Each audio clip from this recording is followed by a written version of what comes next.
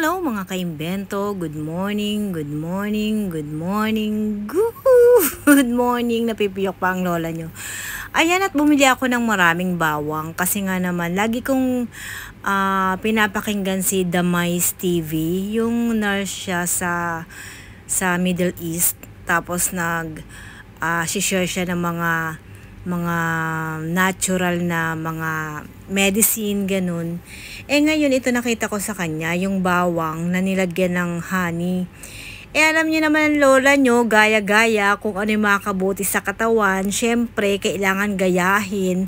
Wala namang mawawala sa'yo kung gagayahin mo kasi healthy naman tong bawang at saka yung honey. And isa pa, yung bawang dito is hindi naman ganun kamahal kagaya sa Pilipinas.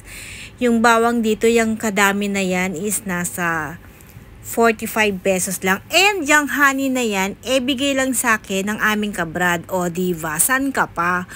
Then yung mga bawang na yan is binalatan ko yan isa-isa. Pinagtiyagaan ko talaga siyang balatan na isa-isa. Para naman, sa trabaho pa lang, kasi dun sa trabaho namin, malapit kami sa ano ba to? Nalimutan ko yung tawag, sa Jamia. Yung Jamia dito is parang pamilihan din, ganun. Parang grocery, ganun. So, ayun, bumili na ako doon kasi 1 minute lang nandoon ka na sa Jamia, sa pamilihan ng mga gulay. And then, bumili ako, tapos binalatan ko na pagdating sa salon kasi wala naman kaming client masyado kanina, hindi naman masyadong busy. Kinikwento ko lang, alam kong hindi nyo itinatanong, sinishare ko lang sa inyo. Then, ayan, binalatan ko isa-isa, then para pag uwi ko kako dito sa bahay is gagawin ko na lang etong ginaya ko kay Damais TV. Shout out po Sir Damais TV kasi lagi kong ginagaya yung mga sineshare mo na mga pampalakas ng katawan, o diva.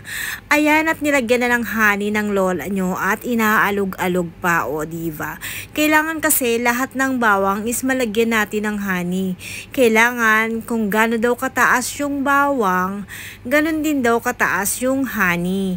Kailangan daw pantay. Kaya naman ayan, sinishake-shake ko siya para naman bumaba yung mga honey dun sa ibaba. Kasi kung gaano karami yung bawang, ganun din kataas yung honey. Pantay daw siya para malunod yung bawang. Malunod! O, diba? And alam nyo naman, pag nagkakaedad na, kailangan din ingat tayo sa ating katawan. Sa dami ng mga kinakain natin, kailangan meron tayong pangontra, o diba? So, ayan guys, gaya ng sinabi ko, ginaya ko lang yan. Pwede nyo rin gayahin. Sa mga hindi pa po nakakapag-follow, please follow, like, and share. Love you!